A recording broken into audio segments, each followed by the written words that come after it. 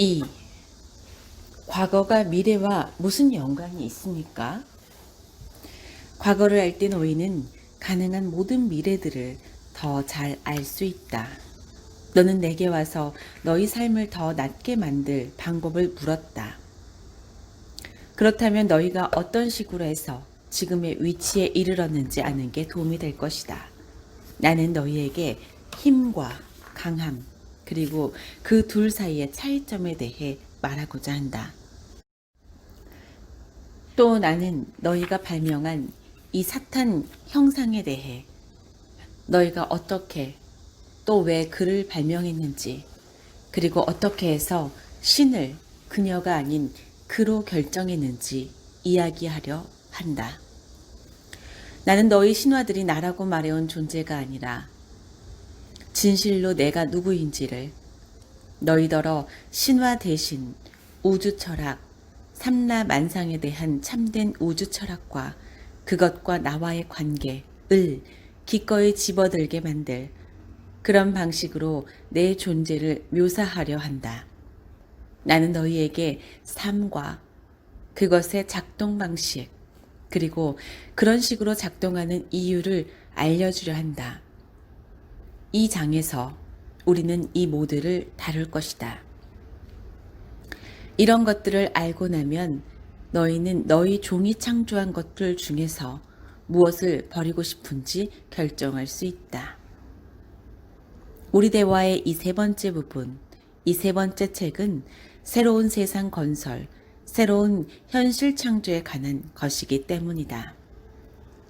내 자식들아, 너희는 너희 스스로 만들어낸 감옥 안에서 너무 오래 살아왔다. 이제 자신을 풀어줄 때가 왔다. 너희는 5가지 자연스러운 감정들을 가두고 누르며 대단히 부자연스러운 감정들로 바꿔왔고, 이런 왜곡된 감정들은 역으로 너희 세상에 불행과 죽음과 파괴를 가져왔다. 이 행성에서 오랜 세월 너희 행동 방식의 모델이 되어온 건 자기 감정에 빠지지 말라였다. 너희가 느끼는 게 서러움이라면 극복하고 노여움이라면 틀어막아라. 너희가 느끼는 게 부러움이라면 부끄러워하고 두려움이라면 넘어서라. 그리고 너희가 느끼는 게 사랑이라면 통제하고 한정짓고 밀어두고 거기서 달아나라.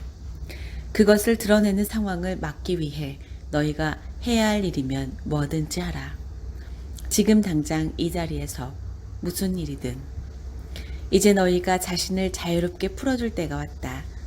사실 너희가 가둬온 건 성스러운 너희 자신이다. 이제 자신을 자유롭게 풀어줄 때가 왔다. 전 벌써 흥분하기 시작하고 있습니다.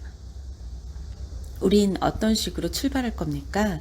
어디서 시작할 건가요? 그 모든 게 어떻게 해서 이런 식으로 되고 말았는지에 관한 짤막한 연구에서 그러기 위해 너희 사회가 자신을 재조작하던 시기로 돌아가 보자. 인간이 지배종이 되어가면서 감정을 드러내거나 때로는 감정을 지니는 것까지도 부적절하다고 결정했을 때가 이 시기다. 사회가 자신을 재조직하던 시기라뇨? 뭘 두고 하시는 말씀입니까?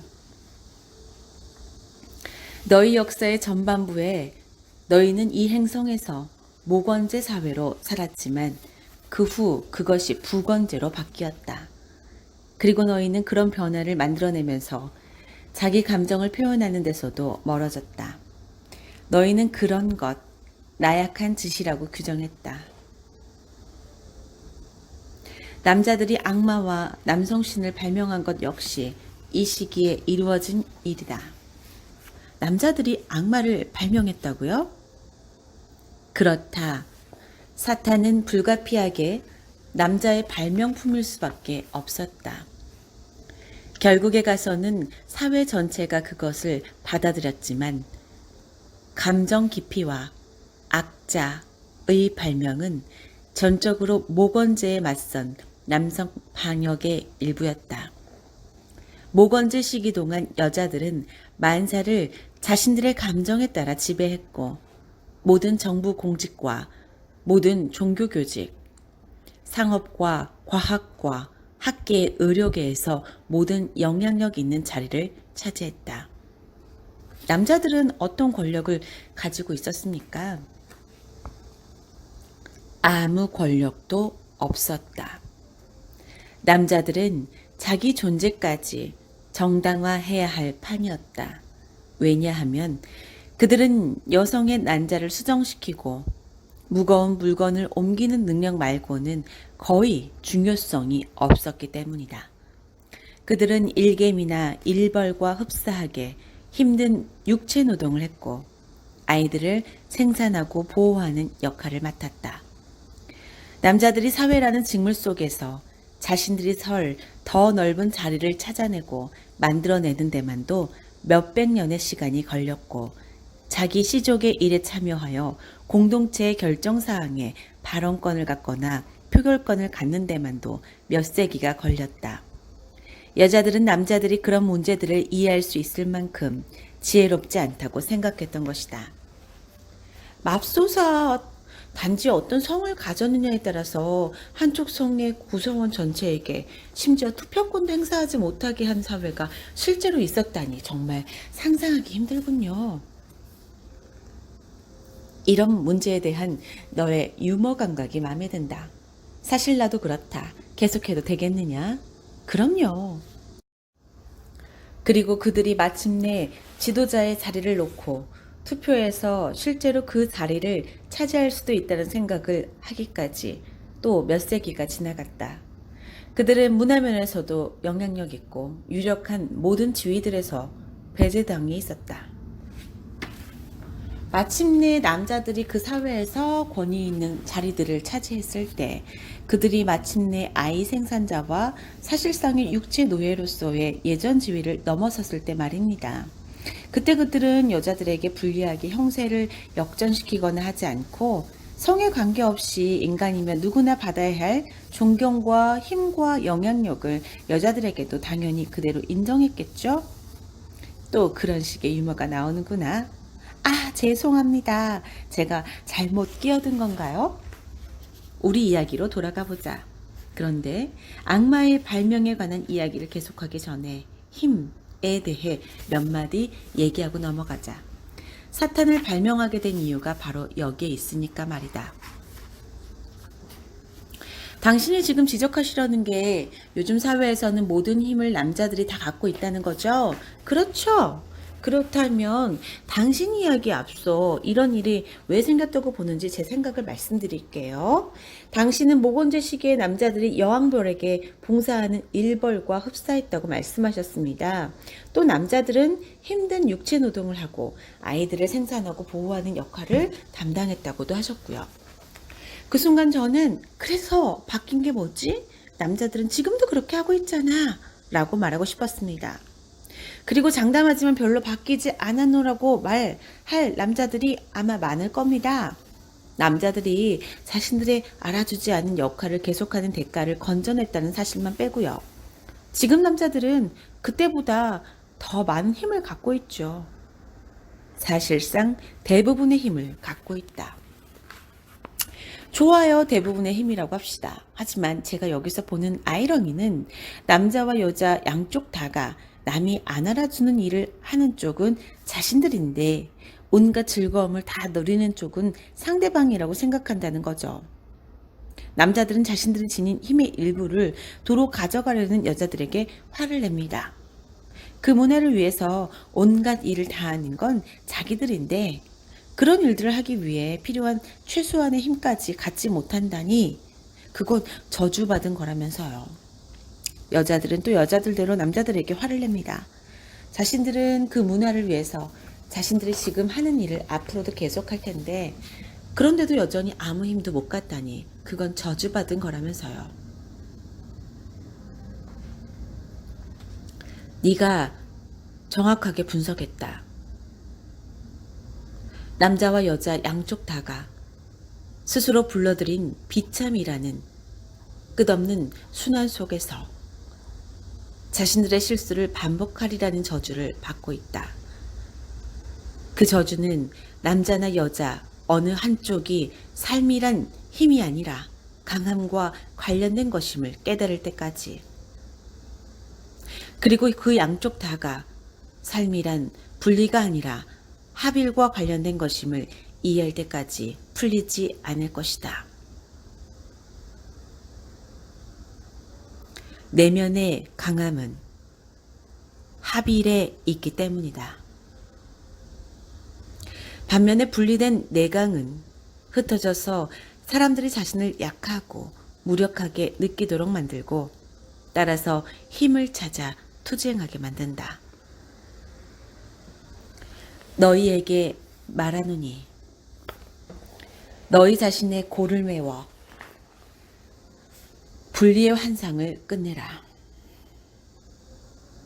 그러면 너희는 자기 내면의 강함이라는 근원으로 되돌아가리니 너희가 참된 힘, 뭐든 할 수 있고 뭐든 될 수 있으며 뭐든 가질 수 있는 힘을 발견하게 될 곳이 바로 여기다. 창조력은 합일이 만들어내는 내강에서 나오는 것이기에 이것은 너희와 너희 동료 인간들 간의 관계에서만이 아니라 너희와 너희 신의 관계에서도 그러하다. 자신을 분리된 존재로 여기길 그만둬라. 합일의 내강에서 나오는 모든 참된 힘이 너희 맘대로 휘두를 수 있는 너희 것, 세상 전체로서 그리고 그런 전체의 개별 부분으로서 이 되리니. 하지만 다음을 잊지 마라. 힘은 내강에서 나오지만 내강은 설익은 힘에서 나오지 않는다. 이 점에서 세상 사람들 대부분이 거꾸로 알고 있다. 내강 없는 힘은 환상이고 합일 없는 내강은 거짓이다. 인간 종에게 도움되지 않았으면서도 너희 종의 의식 깊숙이 새겨진 거짓. 너희는 내강이 개별성과 분리됨에서 나온다고 생각하지만 아니다. 그렇지 않다. 사실 신에게서 분리되고 서로에게서 분리된 것이야말로 너희가 겪는 모든 기능장애와 고난의 원인이다. 그런데도 여전히 분리는 스스로 강함인 채 해왔고 너희 정치와 경제, 나아가 너희 종교까지도 그 거짓을 지속시켜왔다. 이 거짓이 온갖 전쟁과 전쟁을 불러오는 온갖 계급투쟁의 발단이고 인종 간, 성 간의 온갖 증오와 증오를 불러오는 온갖 권력투쟁의 발단이며 사사로운 온갖 분쟁과 분란들 그리고 분란을 불러오는 온갖 내부투쟁의 발단이다. 그런데도 너희는 그 거짓에 악착같이 매달린다. 그것이 아무리 너희를 익히 보던 것으로 다시 데려간다 해도 아니 때로는 그것이 너희의 몰락으로 데려갈 때조차도 이제 내가 너희에게 말하노니 진리를 알라. 그러면 진리가 너희를 자유케 하리니 어떤 분리도 없다. 서로에게도 신에게서도 존재하는 어떤 것에게서도 나는 이 책에서 이 진리를 몇 번이고 되풀이할 것이다. 나는 이 진리를 몇 번이고 관찰할 것이다. 무엇에서도 누구에게서도 분리되지 않은 것처럼 행동해보라. 내일이면 세상이 치유되리니. 이것은 동서고금을 통틀어 최대의 비책이다. 인간이 몇천 년 동안 찾아왔던 대답이 이것이고 인간이 이루려고 애써왔던 해결책이 이것이며 인간이 갈구해왔던 계시가 이것이다. 어떤 것과도 분리되지 않은 듯이 행동해보라. 그러면 너희는 세상을 치유할 것이다. 그리고 그것은 지배하는 힘이 아니라 함께하는 힘과 관련된 것임을 이해하라. 고맙습니다. 이해가 됩니다. 그럼 되돌아가서 처음에는 여자가 남자를 지배할 힘을 가졌는데 지금은 그게 뒤바뀌었고 남자들은 부족이나 씨족의 여성 지도자들에게서 이 힘을 뺏어오기 위해 악마라는 걸 발명했다. 이런 이야기인가요? 그렇다. 그들은 두려움을 이용했다. 그들이 지닌 유일한 도구가 두려움이었기 때문이다. 그 역시 별로 변한 게 없군요. 남자들은 지금도 그렇게 합니다. 때로는 이성에 호소해 보려고 하지도 않고 아예 처음부터 두려움을 이용하죠. 특히나 덩치 크고 힘센 남자들 혹은 덩치 크고 힘센 국가들이라면요. 어떤 때는 힘이 정이고 강함은 힘이라는 게 남자들 몸속에 완전히 배어있는 것 같아요. 세포화된 것처럼요. 그렇다. 모건제가 전복되고 나서는 줄곧 그런 식이었다. 어떻게 해서 그런 식으로 되었습니까? 이 짧은 역사가 이야기하려는 게 바로 그거다. 그렇다면 계속하십시오. 모건제 시기 동안 남자들이 지배권을 얻기 위해 해야 했던 일은 자신들의 삶을 지배할 더 많은 힘이 남자들에게 주어져야 한다는 사실을 여자들에게가 아니라 남자들에게 납득시키는 것이었다. 어쨌든 삶은 순조롭게 흘러가고 있었고 남자들이 자신들을 가치 있게 만들어줄 몇 가지 육체 노동을 하고 나서 성관계를 갖는 식으로 그럭저럭 그날 하루를 보내는 것보다 더 안 좋은 방식으로 보낼 가능성이 여전히 존재하는 마당에 힘없는 남자들이 다룬 힘없는 남자들에게 권력을 추구하라고 납득시키기는 쉬운 일이 아니었던 것이다. 그들이 두려움을 찾아낼 때까지는 두려움은 여자들이 고려하지 못했던 것들 중 한 가지였다. 이 두려움이란 건 가장 불만 많은 남자들이 뿌린 의심의 씨앗에서 시작되었다. 이들은 남자들 중에서 주로 별 볼 일 없는 사람들이었다. 근력도 없고 별 매력도 없어서 여자들이 거의 관심을 두지 않는 남자들. 그리고 그런 상황이었기 때문에 여자들이 그들의 불평을 성적 좌절감 때문에 분통을 터뜨리는 것으로 보고 신경 쓰지 않았을 거라는 건 제가 장담하죠. 정확하다. 그럼에도 그 불평 분자들은 자신들이 지닌 유일한 도구를 활용할 수밖에 없었다. 그래서 그들은 의심의 씨앗에서 두려움을 키워내고자 했다. 그들은 이렇게 물었다. 만일 여자들이 틀렸다면 어떻게 하지?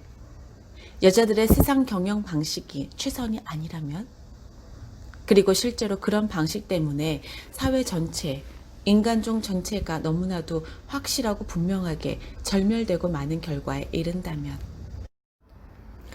이것은 대다수 남자들이 상상도 못했던 의문이었다. 여하튼 여자들은 여신에게 이르는 직통회선을 갖고 있지 않는가 말이다. 사실 그들은 신체상으로도 여신을 그대로 본받지 않았는가. 게다가 여신은 선하지 않은가. 이 교인은 너무나 강력했고 너무나도 속속들이 배어 있어서 남자들은 모건제 사람들이 상상하고 숭배했던 위대한 어머니라는 한없는 선량함에 맞서기 위해 악마, 즉 사탄을 발명하는 것 말고는 달리 선택의 여지가 없었다. 그들은 악자 같은 게 있다는 사실을 사람들에게 어떤 식으로 납득시키려 했습니까? 그들 사회의 구성원들이라면 누구나 이해하고 있던 한 가지가 썩은 사과 이론이었다. 여자들조차 아무리 어떻게 해보려 해도 그냥 못됐다고 밖에 말할 수 없는 아이들이 있음을 경험으로 알고 있었다. 누구나 다 알듯이 특히 남자아이들 중에는 그런 통제불능인 경우가 있기 때 마련이다. 그리하여 다음과 같은 신화가 만들어졌다. 하루는 여신 중의 여신인 위대한 어머니가 착하지 않다는 게 드러난 한 아이를 낳았다. 어머니가 아무리 애를 써도 아이는 착해지려 하지 않았다. 결국 그는 왕위를 놓고 자기 어머니에게 대항했다. 아무리 사랑 많고 용서 잘하는 어머니라도 이것만은 감당하기 힘들었기에 그 아이는 영원히 추방당하고 말았다. 하지만 그는 더 교묘한 변장과 복장을 하고 계속해서 나타났다. 심지어 때로는 자신이 위대한 어머니인 체 하면서. 이 신화는 남자들이 우리가 숭배하는 여신이 진짜 여신인지 어떻게 알아? 그게 이제는 다 자라 우리를 농락하려는 그 나쁜 아이일 수도 있잖아 라고 물을 근거를 마련했다. 이런 책략으로 남자들은 다른 남자들이 불안해하도록 만들었고, 그런 다음에는 여자들이 자신들의 걱정을 심각하게 받아들이지 않는 것에 화를 내면서 남자들더러 모반을 일으키게 만들었다. 너희가 지금 사탄이라고 부르는 존재는 이렇게 해서 창조되었다.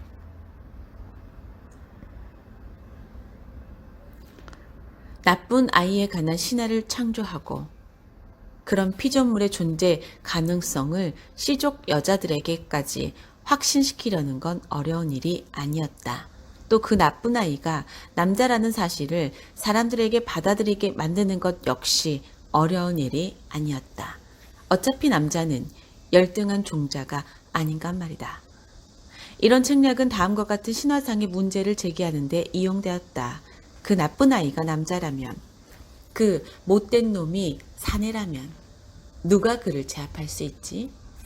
여자인 여신이 그럴 수 없다는 건 분명하잖아. 라는 문제를 제기하는데, 남자들은 약삭빠르게도 지혜와 통찰력, 명석함과 자비심, 계획성과 심사숙고라면 여자가 더 뛰어나다는 걸 의심할 사람은 아무도 없지. 하지만 야만스러운 힘이 문제되는 상황이라면 남자가 필요하지 않느냐고 반문했다. 이전의 여신 신화에서 남자들은 그냥 상대역이었다. 노복으로 봉사하면서 여신의 장대함을 찬양하려는 자신들의 지치지 않은 욕망을 유교계 차원에서 충족시키곤 했던 여자의 짝. 하지만 이제는 그 이상을 할 수 있는 남자가 필요했다. 여신을 보호하면서 적을 막아낼 수도 있는 남자가. 이런 식의 변화가 하룻밤 사이에 이루어진 건 아니다. 그것은 오랜 세월에 걸쳐서 일어났다. 서서히, 아주 서서히. 사회들은 영적 신화들 속에서 남자들을 상대역인 동시에 보호자로 보기 시작했다. 이제 누군가에게서 여신을 지켜야 할 필요가 생긴 이상 사회가 그 같은 보호자를 필요로 한 건 당연한 일이었다. 그에 비한다면 남성이 보호자에서 이제 여신 옆에 나란히 서는 동등한 짝으로 뛰어오른 것은 별반 중요한 사건이 아니었다. 남신이 만들어졌고 한동안은 남신들과 여신들이 함께 신화를 지배했다. 그러다가 다시 서서히 남신들에게 더 큰 역할이 주어졌다. 방어를 위한 필요, 힘을 위한 필요가 지혜와 사랑을 위한 필요를 대신하기 시작했다. 그리하여 신하들 속에 새로운 종류의 사랑, 야만스러운 힘으로 보호하는 사랑이 태어났다. 하지만 그것은 자신이 보호하는 것을 탐내기도 하는 사랑, 자기 여신을 질투하는 사랑, 여자들의 욕정에 그냥 봉사하는 게 아니라 이제는 그것을 얻기 위해 싸우고 죽는 사랑이었다. 신하들은 말할 수 없이 아름다운 여신들을 놓고 다투고 싸우는 엄청난 힘을 지닌 남신들을 부각시키기 시작했다. 질투하는 신은 이렇게 해서 탄생했다. 이거 정말 흥미진진하군요. 기다려라. 이제 거의 다 끝나가는 중이니까. 하지만 아직 좀 더 남은 이야기가 있다. 오래지 않아 남신들의 질투는 여신들만이 아니라 온갖 영역의 창조물로 넓혀져 갔다. 이 질투 많은 신들은 요구했다. 다른 어떤 신도 사랑하지 말고 나를 사랑하라. 그러는 편이 좋다. 만일 그러지 않는다면 남자들은 가장 힘 있는 종자였고 남신들은 가장 힘센 남자들이었기에 이 새로운 신화를 놓고 다툴 여지는 거의 없는 듯이 보였다. 다투다가 진 사람들의 이야기가 나타나기 시작했다. 분노하는 신이 탄생한 것이다. 그리고 뒤이어 신성의 개념이 완전히 뒤집혀졌다. 이제 신성은 온갖 사랑의 근원이 아니라 온갖 두려움의 근원이었다. 주로 여자였던 사랑의 모델, 예를 들면 자식에 대한 어머니의 사랑과, 그리고 그렇지 그리 똑똑하지는 못해도 결국에 가서는 쓸모있는 사람으로 만드는 남편에 대한 부인의 사랑처럼 끝없이 인내하는 사랑이라는 모델은 어떤 간섭도 참지 못하고 어떤 무관심도 용납하지 못하며 어떤 불쾌감도 그냥 넘어서지 못하는 요구 많고 참을성 없는 남신의 질투하는 사랑, 분노하는 사랑으로 바뀌었다. 또한 한없는 사랑을 경험하고 자연 법칙에 온순하게 복종하면서 흥겨워하던 여신의 웃음은 사랑을 영구히 한정짓고 자연 법칙을 정복하게 놀아 선언하면서 전혀 흥겨워하지 않는 남신의 근엄한 표정으로 바뀌었다. 이것이 너희가 지금까지 숭배하는 신이고 바로 이것이 너희가 지금 그 자리로 오게 된 과정이다. 굉장하군요. 흥미진진하면서도 굉장해요. 그런데 뭘 지적하시려고 제게 이런 이야기들을 해주시는 겁니까? 너희 자신이 그 모든 걸 만들어냈음을 아는 게 중요하다. 힘이 정의라거나 힘이 곧 강함이라는 발상이 생겨난 건 너희 남자들이 창조해낸 신학상의 신화들 속에서다. 분노하고 질투하고 화내는 신은 상상의 산물에 불과하다. 하지만 너희가 뭔가를 충분히 오랫동안 상상하면 그것은 실제가 된다. 너희 중에는 지금도 여전히 그것을 실제라고 여기는 사람들이 있다. 하지만 그것은 궁극의 실체 혹은 실제로 이곳에 벌어지는 상황과는 아무 관계도 없다. 그렇다면 실제로 벌어지는 건 뭔가요? 실제로 벌어지는 건 너희 영혼은 자신이 상상할 수 있는 가장 고귀한 자기 체험을 갈망한다는 것이다. 영혼은 이 목적을 위해, 즉 체험으로 자신을 실현시키기 위해, 즉 자신을 현실로 만들기 위해 이곳에 왔다. 그러다가 영혼은 육신의 즐거움들, 섹스만이 아니라 온갖 종류의 즐거움들을 찾아냈고 이런 즐거움들에 빠진 나머지 점차 영적 즐거움을 잊고 말았다. 하지만 영적 즐거움 역시 즐거움이다. 그것은 몸이 너희에게 줄 수 있는 것보다도 훨씬 더 큰 즐거움인데도 영혼은 이것을 잊고 말았다. 좋습니다. 그런데 우리는 지금 역사에서 완전히 벗어나서 당신이 이 대화에서 전에 언급했던 것으로 되돌아가고 있어요. 다시 역사로 되돌아가시면 안 될까요? 사실 우리는 역사에서 벗어나고 있는 게 아니다. 우리는 모든 걸 함께 묶으려 하고 있다. 보다시피 그건 정말 아주 단순하다. 너희 영혼의 목적, 그것이 몸으로 오는 까닭은 참된 자신이 되고 참된 자신을 표현하는 것이다. 영혼은 이렇게 하기를, 자신과 자신의 체험을 알기를 갈구한다. 알고자 하는 이런 갈구가 바로 되기를 추구하는 삶이다. 이것은 표현하고 싶어하는 신이다. 너희 역사 속의 신은 실제로 존재하는 신이 아니다. 내가 지적하려는 게 이것이다. 내가 나 자신을 표현하고 체험하는 도구로 삼는 것은 너희 영혼이다. 그렇게 되면 당신 체험이 너무 많이 제한되지 않을까요? 그것이 그렇지 않을 때를 빼고는 그렇겠지. 그건 너희에게 달렸다. 너희가 택하는 수준이 어떤 것이든 그 모든 수준에서 너희는 내 표현이고 내 체험이 된다. 대단히 장대한 표현을 택했던 사람들도 있었지만 예수 그리스도보다 더 고귀한 표현을 택했던 사람은 없었다. 물론 똑같이 고귀한 표현을 택했던 사람들은 더 있지만 그리스도가 가장 고귀한 예가 아니고요. 그는 육화된 신이지 않습니까? 그리스도는 가장 고귀한 예다. 그렇다고 그가 가장 고귀한 상태에서 도달한 유일한 예는 아니다. 그리스도는 육화된 신이지만 그렇다고 그가 신이 된 유일한 인간은 아니다. 모든 사람이 다 육화된 신이다. 너희는 자신의 지금 형상으로 나를 표현하고 있다. 하지만 나를 제한할까봐 염려하지 마라. 그것이 나를 얼마나 제한할지 염려하지 마라. 나는 제한되어 있지 않고 지금까지도 제한되지 않았다. 너는 내가 택한 형상이 오직 너희뿐이라 생각하느냐? 너는 내가 내 본질로 물들인 생물이 오직 너희만이라 생각하느냐?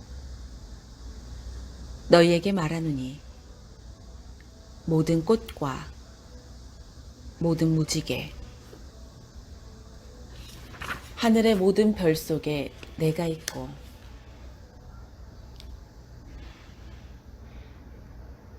그 별들 둘레를 도는 모든 행성 그 안과 바깥에 존재하는 모든 것 속에 내가 있다. 나는 바람의 속삭임이고 너희 햇볕의 따스함이며 눈송이들마다의 믿기 힘든 독창성이자 놀라운 완벽이다. 나는 솟구쳐 날아오르는 독수리의 당당함이고 들녘 암사슴의 지수남이며 사자의 용기고 고대인들의 지혜다. 그리고 나는 너희 행성에서 볼 수 있는 표현 양태들만으로 한정되지 않는다. 너희는 내가 누군지 모른다. 그냥 알고 있다고 여길 뿐이다.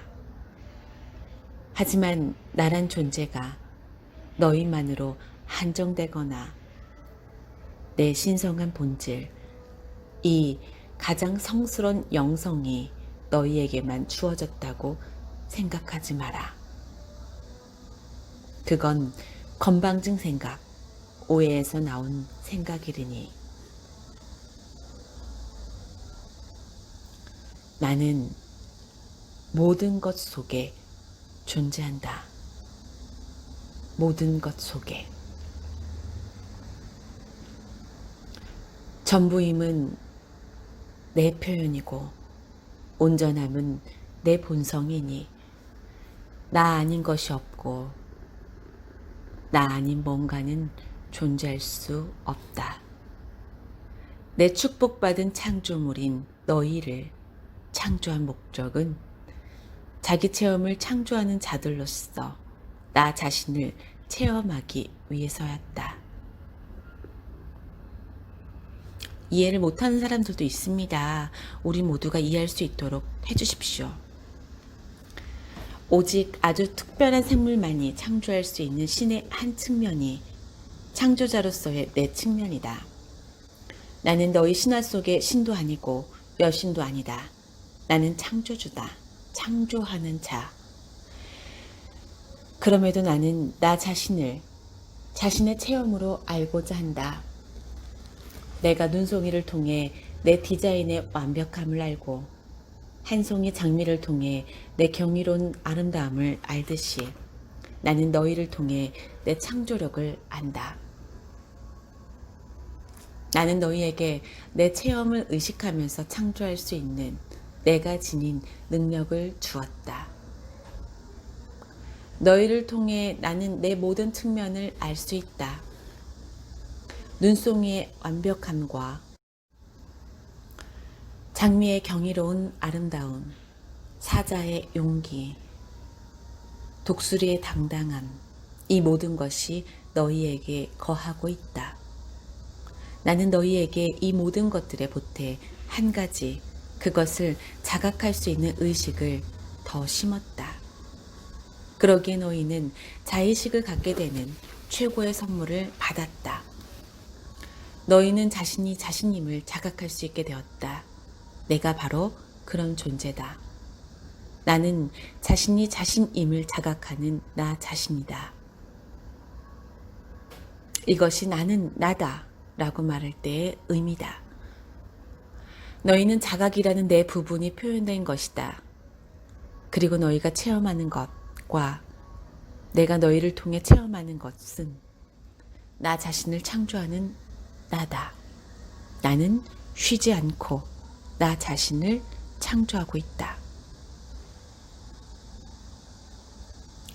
그 이야기는 신이 불변이 아니란 뜻입니까? 다음 순간에 당신이 무엇이 될지 등 당신이 모른다는 뜻인가요? 내가 어떻게 할 수 있겠느냐? 너희가 아직 정하지도 않았는데. 터놓고 말할게요. 이 모든 걸 제가 정하고 있는 겁니까? 그렇다. 너희는 내가 되기를 선택하는 나다. 너희는 나다. 나인 것이 되기를 택하고 내가 되려는 것을 택하는 너희 모두는 이것을 집단으로 창조하고 있다. 너희 각자가 자신이 누구인지 결정하고 그것을 체험할 때 너희는 개인 차원에서 이렇게 하고 있고 너희가 공동으로 창조하는 집단 존재일 때 너희는 집단으로 이렇게 하고 있다. 나는 너희 다수의 집단 체험이다. 그러면 당신은 다음 순간에 당신이 뭐가 될지 정말 모른단 말씀입니까? 잠시 전에 나는 유쾌해하고 있는 존재였다. 물론 나는 안다. 나는 너희의 모든 결정을 이미 알고 있기에 내가 누군지, 내가 항상 누구였는지, 내가 언제나 누구일지 알고 있다. 내가 다음 순간에 무엇이 되고 무엇을 하고 무엇을 가지려는지 당신이 어떻게 알 수 있습니까? 인류 전체가 뭘 선택할지는 말할 것도 없고요. 간단하다. 너희는 이미 그것들을 선택했다. 너희가 되려 하거나 하려 하거나 가지려는 것들, 그 모두를 너희는 이미 했다. 너희는 지금 이 순간 그것들을 하고 있다. 이해하겠느냐? 시간 같은 건 없다. 이것도 전에 이야기하셨는데요. 여기서 다시 살펴보는 것이 좋겠다. 좋습니다. 이것이 어떤 식으로 작동하는지 다시 한번 말씀해 주십시오. 과거, 현재, 미래란 너희의 현재 체험을 짜놓을 문맥을 만들어내기 위해 너희가 지어낸 개념들이고 너희가 발명한 현실들이다. 그렇게 하지 않았더라면 너희의, 우리의 모든 체험들이 중첩되고 말았을 것이다. 사실 그것들은 중첩되고 있다. 다시 말해 같은 시간에 일어나고 있다. 단지 너희가 이 사실을 모를 뿐이다. 너희가 전체 실체의 윤곽을 그려줄 인식 껍질 속에 자신을 놓았기 때문이다. 나는 이 권에서 여기에 대해 자세히 설명했다. 여기서 이야기되고 있는 것을 문맥 속에 제대로 놓으려면 그 책을 다시 읽어보는 게 좋을 것이다. 내가 여기서 말하려는 핵심은 그 모든 것이 한꺼번에 일어나고 있다는 것이다. 그야말로 모든 것이. 그렇다. 그래서 나는 내가 무엇일지, 무엇인지, 무엇이었는지 아는 것이다. 나는 이것을 항상 알고 있다. 다시 말해 모든 면에서. 그러니 보다시피 너희는 어떤 식으로도 나를 놀래킬 수 없다. 너희 이야기, 세상의 모든 드라마는 너희가 자신의 체험으로 자신이 누군지 알 수 있게 하기 위해서 창조되었다. 또한 그것은 너희가 자신이 누군지 잊을 수 있도록 설계되었다. 그래서 너희가 다시 한번 자신이 누군지 기억해내고 그런 자신을 창조할 수 있도록. 내가 누구인지 이미 체험하고 있다면 나 자신을 창조할 수 없기 때문이겠죠. 만일 내 키가 이미 180cm라면 나는 180cm인 나를 창조할 수 없습니다. 따라서 나는 키가 180cm가 되지 않거나 적어도 생각에서라도 180cm가 되지 않아야 하는 거죠. 정확하다. 너는 그것을 완벽하게 이해했다. 창조자로서 자신을 표현하는 것이 영혼, 신의 가장 큰 바람이지만 삼라만상이 이미 창조되어 있는 상황이니 우리는 우리가 창조한 사실 자체를 까맣게 잊는 것 말고는 다른 선택의 여지가 없었다. 그렇다면 우리가 방법을 찾아냈다는 게 놀랍군요. 우리 모두가 하나이고 하나인 우리는 신이라는 사실을 잊으려는 건 흡사 방 안에 분홍 코끼리가 있는 걸 잊으려는 것과 같을 테니 말입니다. 어떻게 우리가 그 정도로 최면 상태에 빠질 수 있었을까요? 자, 너는 이제 막 모든 물질 삶의 비밀스런 이치를 건드렸다. 너희를 그토록 심한 최면에 걸리게 한 게 바로 물질계에서의 삶이다. 그리고 그만큼 그건 어쨌든 놀라운 모험이기 때문이다. 우리가 여기서 있기 위해 사용했던 것이 너희 중 일부가 기쁨 원리라 부르는 것이다. 가장 고귀한 성질의 기쁨은 너희들어 자신이 참으로 누구인지를 바로 지금 여기서 체험으로 창조하게끔 만들고 다음번에 가장 높은 장대함의 수준에서 자신이 누구인지를 재창조하고 재창조하고 다시 또 창조하게끔 만드는 바로 그런 측면의 기쁨이다. 신의 가장 큰 기쁨이 바로 이것이다. 그리고 가장 저급한 성질의 기쁨은 너희더러 자신이 참으로 누구인지를 잊게 만드는 바로 그런 측면의 기쁨이다. 그러니 그 저급함을 비난하지 마라. 그것이 없었다면 고귀함도 체험할 수 없었을 테니. 그 말씀은 처음에는 우리더러 자신이 누구인지 잊게 만드는 육신의 기쁨이 나중에 가서는 우리가 기억에 이를 수 있게 해주는 통로가 되리라고 하시는 것 같은데요. 드디어 이해했구나. 네가 말한 그대로다. 자신이 누군지 기억해내는 통로로서 물질의 기쁨을 이용하는 것은 모든 생명의 기본 에너지를 몸을 통해 끌어올림으로써 이루어진다. 이것이 너희가 이따금 성에너지라 부르는 에너지다. 그 에너지는 소위 제3의 눈이란 지점에 도달할 때까지 너희 존재의 내부 경혈을 따라 끌어올려진다. 제3의 눈은 이마 바로 아래, 눈과 눈 사이에서 약간 위쪽에 있는 지점이다. 에너지를 끌어올릴 때 너희는 그것이 너희 몸 전체를 훑으면서 지나가게 한다. 그것은 내면 오르가즘과 비슷하다. 어떤 식으로 해서 이렇게 됩니까? 어떻게 하는 겁니까? 너희는 그걸 고안해낸다. 내 말은 말 그대로 그렇다는 것이다. 너희는 말 그대로 소위 차크라의 내면 통로를 고안해낸다. 누구나 섹스에 대한 갈증을 갖게 되듯이 생명 에너지가 일단 되풀이해서 끌어올려지고 나면 누구나 이 체험을 구하는 취향을 갖게 된다.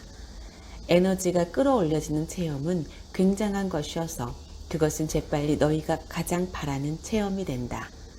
그렇더라도 너희는 에너지를 낮추려는 기본 욕구를 충족하기 위해 갈망을 완전히 잃지는 않을 것이고, 내가 여러 번 지적했듯이 낮은 체험 없이는 높은 체험도 존재할 수 없으니 그러려고 애쓸 필요도 없다. 일단 높은 체험에 이르고 나면 너희는 높은 것으로 옮아가는 즐거움을 다시 한번 체험하기 위해 낮은 체험으로 되돌아가지 않을 수 없다. 이것은 모든 생명의 성스런 리듬이다.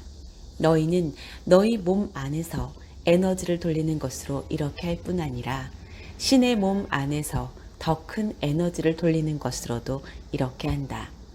너희는 저급한 형상으로 육화하여 높은 의식 상태로 진화한다. 말하자면 너희는 그냥 신의 몸 안에서 에너지를 끌어올리고 있을 뿐이다. 너희 자신이 바로 그 에너지다. 그리고 가장 높은 상태에 이르러 그것을 충분히 체험하고 나면 너희는 다음번에 무엇을 체험하고 싶은지와 그것을 체험하기 위해 상대성 영역에서 어디로 가고 싶은지를 정한다. 너희는 자신으로 되어가는 자신을 다시 체험하고 싶어서 사실 이건 굉장한 체험이다. 우주 수레바퀴 위에서 처음부터 완전히 다시 시작할 수도 있다. 그게 업보의 수레바퀴와 같은 겁니까? 아니다. 업보의 수레바퀴 같은 건 없다. 너희가 상상하는 그런 방식으로는 너희 중 다수는 자신이 수레바퀴 위가 아니라 디들방아식 바퀴 위에 있다고 상상해왔다. 그러기에 너희는 그 속에서 과거 행위들이 빚어낸 업을 갖고 어떤 새로운 업도 빚어내지 않으려고 영적인 노력을 기울인다.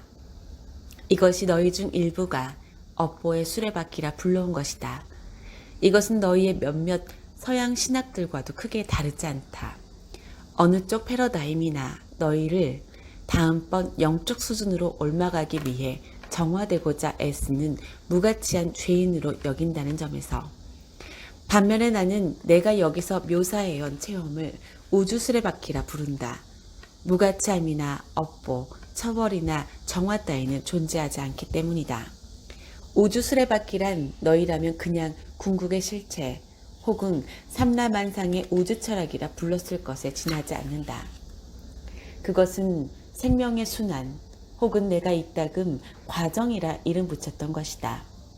그것은 시작도 끝도 없는 상태, 삼라만상 모든 것이 서로 한없이 연결되는 길, 그것을 따라 영원히 영원토록 즐겁게 여행하는 길을 묘사한 의태어이다. 그것은 모든 생명의 성스러운 리듬이다. 이 리듬에 따라 너희는 신의 에너지를 움직인다. 와, 이런 이야기를 이처럼 쉽게 설명해 주시다니 이런 걸 이렇게 명확하게 이해해 본 적이 없는 것 같습니다. 여기서 너희가 자신더러 체험시키려고 가져오는 것이 명확성이다. 이 대화의 목적 또한 여기에 있다. 그래서 네가 그것을 얻었다고 하니 기쁘구나. 사실 우주 수레바퀴에는 높고 낮은 곳이 있을 수가 없죠. 어떻게 있을 수 있겠습니까? 그건 바퀴지 사다리가 아닌데요. 아주 훌륭하다. 뛰어난 심상이자 뛰어난 이해라는 게 그런 것이다. 그러니 소위 인간의 저급한 동물적 기본 본능들을 비난하지 않도록 하라. 오히려 그것들을 축복하고 그것들을 너희가 집으로 돌아오는 길을 찾아내기 위해 거쳐야 하고 써먹어야 할 길로서 존중하라. 이런 이야기는 많은 사람들을 섹스와 관련된 허다한 죄의식들에서 벗어나게 해줄 겁니다. 내가 섹스와 나아가 삶의 모든 것을 즐기고 또 즐기라고 말한 이유가 그것이다. 너희가 성스럽다고 칭하는 것들을 신성모독과 뒤섞어라. 너희가 자신의 재단을 사랑을 위한 최고의 장소로 보고 자신의 침실을 예배를 위한 최고의 자리로 볼 때까지 너희는 전혀 아무것도 보지 못하리니 너는 섹스가 신과 별개라고 생각하느냐? 너희에게 이르노니 나는 밤마다 너희 침실에 있다. 그러니 그대로 계속하라. 소위 불경스러움을 이른바 심오함과 뒤섞어라. 아무런 차이도 없음을 보고 그 모든 걸 너희가 하나로 체험할 수 있도록 그런 식으로 진화해 갈 때 너희는 섹스를 놓아버리는 자신이 아니라 그냥 그것을 더 높은 수준에서 즐기는 자신을 보게 될 것이다. 삶의 모든 것이 SEX 다시 말해 에너지의 종합 교환이기에 섹스를 놓고 이 점을 이해할 때 너희는 삶의 모든 것을 놓고 심지어 너희가 죽음이라 부르는 삶의 종말을 놓고도 이 점을 이해하게 될 것이다. 너희는 죽음의 순간에도 삶을 놓아버리는 자신을 보지 않고 그것을 그냥 더 높은 차원에서 즐기는 자신을 보게 될 것이다. 그리고 마침내 너희가 신의 세계에는 어떤 분리도 없음을 이해할 때, 즉 신이 아닌 건 아무것도 없음을 이해할 때, 그때서야 비로소 너희는 소위 사탄이라는 이 인간의 발명품을 내려놓게 될 것이다. 만일 사탄이 존재한다면 그건 나와의 분리에 대해 지금껏 너희가 지녔던 온갖 생각들로 존재하는 것이다. 나는 존재하는 전부니 너희는 내게서 떨어질 수 없다. 남자들이 악마를 발견했던 건 자신들이 원하는 것을 사람들이 하도록 을러대기 위해서였다. 그렇게 하지 않는다면 신에게서 분리되리라는 위협을 휘두르면서 그 중에서도 영원히 꺼지지 않는 지옥 불길 속으로 던져지리라는 선고는 최고의 협박 전술이었다. 하지만 이제 너희는 더 이상 겁낼 필요가 없다. 그 무엇도 너희를 내게서 떼어놓을 수 없으며 앞으로도 영원히 그러할 것이기에 너희와 나는 하나다. 내가 나라면, 내가 존재하는 전부라면 우리는 그렇지 않을 도리가 없다. 그렇거늘 왜 내가 나 자신을 심판하겠는가? 그리고 내가 무슨 수로 그렇게 하겠는가? 나 자신이 존재 전체고 그 밖에 다른 건 존재하지 않거늘 어떻게 내가 나 자신을 내게서 분리할 수 있겠는가? 내 목적은 진화에 있지 심판에 있지 않고 성장에 있지 죽음에 있지 않으며 체험에 있지 체험하지 못함에 있지 않다. 내 목적은 존재함에 있지 존재하기를 그침에 있지 않다. 나로서는 나 자신을 너희에게서 아니 다른 어떤 것에서도 분리시킬 방도가 없다. 그냥 이것을 모르는 것, 그것이 지옥이고 이것을 완벽하게 알고 이해하는 것, 그것이 구원이다. 이제 너희는 구원받았다. 너희는 더 이상 죽은 다음에 자신에게 무슨 일이 벌어질지를 놓고 염려할 필요가 없다.